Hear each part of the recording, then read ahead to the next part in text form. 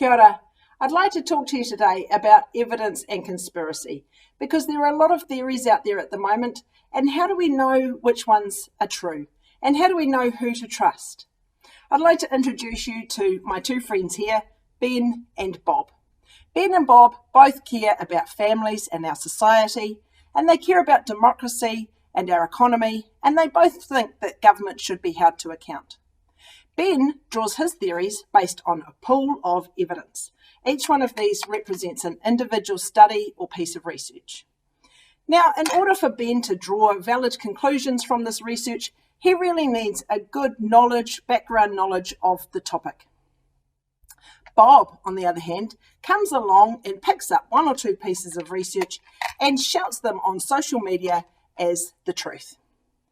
Now, it's worth bearing in mind that in times of stress, we are hardwired to listen to the loudest voices. So while COVID-19 is going on, we are quite stressed, and social media has become our field.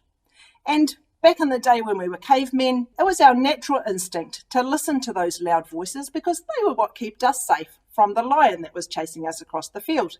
Nobody sat down and considered all the evidence about which way the lion might run next. So we're hardwired to listen to loud voices at times of stress. The challenge today, of course, is that some of those loud voices on social media are basing their truth on just a few pieces of evidence, when really that evidence is part of a bigger pool. Yes, it might have been published in an academic journal and have big words in it and seem to be credible, but really it shouldn't be given priority over the bigger pool of evidence. So how can you trust Ben or Bob? Who do you know which one's telling you the truth?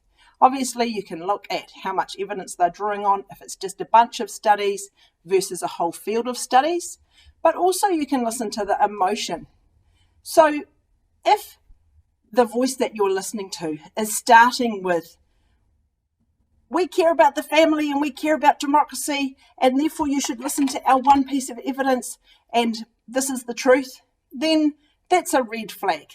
Because really, if you've got a pool of evidence behind you, you don't need to draw on people's emotions to tell that truth.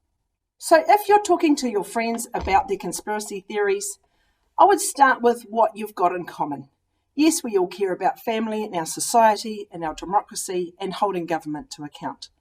When we're considering these things, let's draw on the pool of evidence rather than one or two individual pieces.